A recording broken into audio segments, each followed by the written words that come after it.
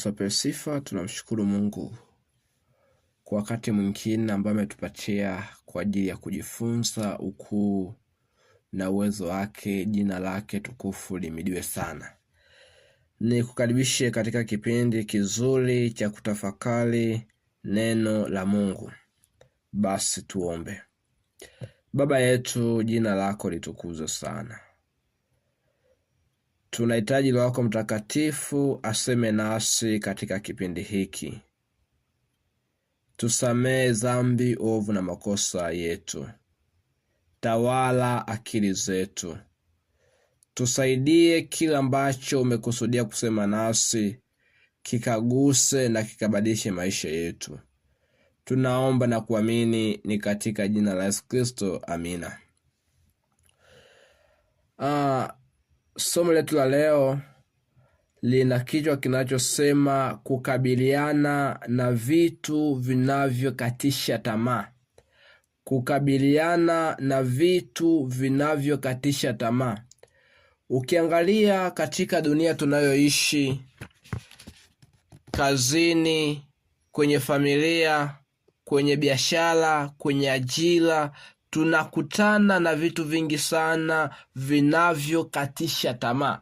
Bahati mbaya ni kwamba tunavyokutana vile vitu ambavyo vinakatisha tamaa, shetani anatupatia mwongozo wa kutoka kwenye neno la Mungu, na ule mwongozo wa shetani tunavyoufuata tunapitia maumivu na msongo mkubwa. Leo natamani tuangalie ni kwa jinsi gani na ni kwa namna gani tunaweza kukabiliana na vitu vinavyokatisha tamaa bila maumivu. Jambo la kwanza, omba. Unapokutana na hali yoyote inayokatisha tamaa ni kuomba. Wafilipi 4:6 anasema msijisumbue kwa neno lolote, bali katika kila neno kwa kusali na kuomba pamoja na kushukuru haja zenu na zijulikane na Mungu. Anatuahidi kwamba kwa kila jambo tunalokutana nalo hatupaswi kuhangaika kutafuta msaada mahali popote, bali ni katika kuomba na kushukuru. Nabii wa Mungu Ellen G. White katika kile kitabu kinachoitwa Our Father Care, ukurasa wa 42 anasema, maombi na imani vina uwezo wa kufanya kile ambacho hakuna nguvu ya mwanadamu inachoweza kufanya katika ulimwengu huu. Kumbe maombi yana uwezo wa kufanya kile ambacho hakuna akili ya mwanadamu inachoweza kufanya katika ulimwengu huu. Kwa hiyo sasa, kumbe tunaalikwa jambo lolote tunalolipitia ni lazima tuwe watu wa maombi. Jambo la pili, kuwa na imani juu ya Mungu wa mbinguni. Ni lazima ujenge imani thabiti juu ya Mungu wa mbinguni. Unapokutana jambo lolote, jambo la kwanza, hakikisha unaweka imani thabiti juu ya Mungu wa mbinguni. Waebrania 11:33 hadi 34 anasema, ambao kwa imani walishinda miliki za wafalme, walitenda haki, walipata ahadi, walifunga vinywa vya simba, walizima nguvu za moto, waliokoka na makali ya upanga, walitiwa nguvu baada ya kuwa dhaifu, walikuwa hodari katika vita, walikimbiza majeshi ya wageni. Tunaona katika kitabu cha Ibrania kinasema wote waliokuwa na imani walitiwa nguvu. Pale walipopungukiwa nguvu, waliweza kuzima hata nguvu za simba, hata makali ya moto. Kumbe jambo la pili ni kuwa na imani juu ya Mungu wa mbinguni. Jambo la tatu ni kufanya mema.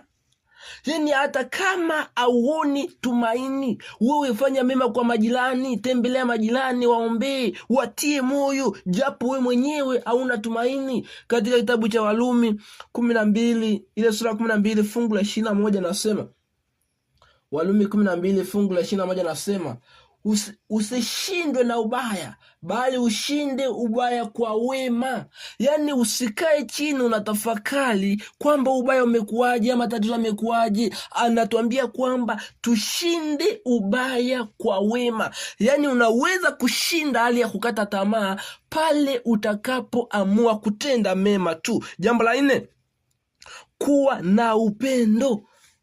Unapokutana na hali ya kukatisha tamaa, kuwa na upendo. Ruhusu akili yako ikatawaliwe na upendo. Upendo tunaongea na upendo upi? Ni wa kumtazama Kristo. Hata kama auoni tumaini, hata kama unahisi kwamba Kristo amekuacha, usipunguze upendo juu ya majirani, usipunguze upendo juu ya Mungu wako wa mbinguni. Kumbuka, unapotaka kuonesha upendo, shetani atakuja haraka ili kusudi kutawala akili zako. Usiruhusu shetani akutawale wala kumpa nafasi shetani. Timotheo wa pili sura ya 1 fungu la 7 anasema, maana Mungu akutupa roho ya uoga, bali ya nguvu na ya upendo na ya moyo wa kiasi.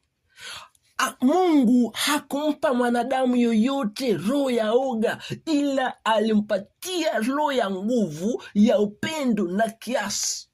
Kwa hiyo shetani anapoleta oga ndani yako, mkemee kwa jina la Yesu, ataondoka. Usikubali kutawaliwa na hali ya kukatishwa tamaa. Ndio inapokuja, ndio ikubali, lakini ikatae. Inakuja, ikatae. Jambo jingine, kuwa mtu wa kusoma Biblia. Jambo la 5, hakikisha unasoma Biblia. Watu wengi tunapopitia hali ya kukata tamaa, tunaacha Biblia, hatusome Biblia. Katika Zaburi ya 119 na ile fungu la 105 nasema, neno lako ni taa ya miguu yangu na mwanga wa njia yangu. Kumbe unaposoma Biblia inaweza ikakupa mwanga wa kupambana na changamoto unayoipitia. Kwa hiyo hakikisha hauachi Biblia. Jambo la 6, kumshikilia Yesu. Ni lazima tujifunze kumshikilia Yesu hata kama hatuoni tumaini. Tujifunze kumshikilia Yesu. Usikubali hata kidogo kumwachia Yesu. Ndiyo mambo yaeleweki, ndiyo kabisa yaeleweki, lakini Yesu hawezi akakuacha. Shetani anaweza akaleta kitu ndani yako kwamba Yesu amekuacha, lakini rafiki yangu, nataka nikwambie kwamba Yesu hawezi akakuacha. Mshikilie hata kama unahisi amekuacha. Hata kama uone tumaini, mshikilie. Katika kile kitabu cha Korinto wa kwanza sura ya 1 fungu la 18 neno la Bwana nasema, kwa sababu neno la msalaba kwao wanaopotea ni upuuzi, bali kwetu sisi tunaokolewa ni nguvu ya Mungu. Yani Yesu kwetu ni nguvu kwa sababu ni neno la Mungu. Kuna maneno fulani ambayo mama yetu ameandika katika kile kitabu cha Life Sketch ukurasa wa 196 nasema, hatuna cha kuogopa kwa ajili ya wakati ujao, isipokuwa kama tutasahau jinsi Bwana alivyotuongoza. Yani hauna sababu ya kuogopa, labda usahau jinsi Bwana alivyokuongoza wakati uliopita. Kwa sasa usiogope. Njia 7, subiri ahadi za Mungu. Jifunze kumsubiria Mungu. Unajua kwamba unapomsubiria Mungu kuna baraka.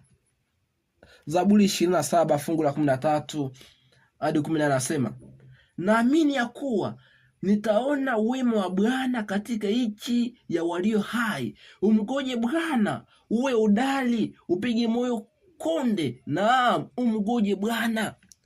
Jifunze kumsubiri Mungu.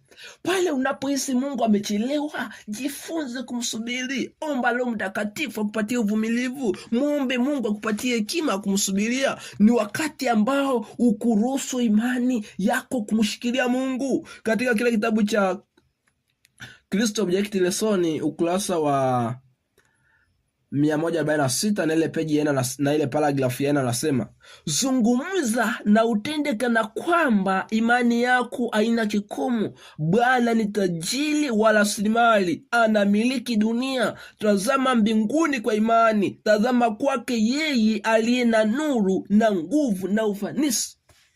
Kuna muda unapokuwa unamsubiri Mungu, shetani anaweza akaja akakuonyesha mwongozo fulani. Ni wakati wa kushikilia imani kwa Mungu, ni wakati wa kusubiria Mungu. Unapokuwa unasubiria, sio rahisi. Kuna muda shetani ataleta kelele, anaweza akatumia mume wako, anaweza akatumia ndugu, anaweza akatumia wafanyakazi wako, anaweza akatumia hali ngumu ya uchumi, lakini jifunze kumsubiria Mungu wa mbinguni. Ukweli ni kwamba unapojifunza kumsubiria Mungu wa mbinguni, hawezi akakuacha.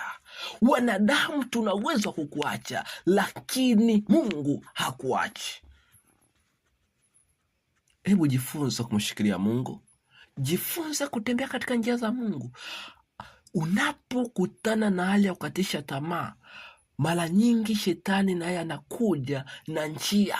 Ukiziangalia njia za shetani zinaonekana kwa sahihi, lakini sikiliza, shetani hana urafiki na yoyote. Hata kama ataonekana kutoa msaada, baadaye atakumeza tu. Natamani jifunze kumsubiri Mungu. Tuombe. Baba yetu, jina lako litukuzwe. Umetufundisha namna ya kukabiliana na hali ya kukatisha tamaa, namna ya kukabiliana na vitu vinavyokatisha tamaa. Ninakusihi Roho yako Mtakatifu aende ndani yetu, Roho yako Mtakatifu aongoze maisha yetu, Roho yako Mtakatifu ashikilie fikra na akili zetu, atawale fikra na akili zetu. Tunakushukuru Baba mbinguni kwa sababu umetutendea. Tunatamani kutembea ndani yako, tunatamani kutembea katika mwongozo wako. Endelea kutupigania, sisi wenyewe hatuwezi pasipo wewe. Kwa pamoja nasi Baba yetu, tunakuomba kwa sababu wewe ni Mungu. Ni katika jina la Yesu Kristo, amina. Mungu wa mbinguni abariki sana.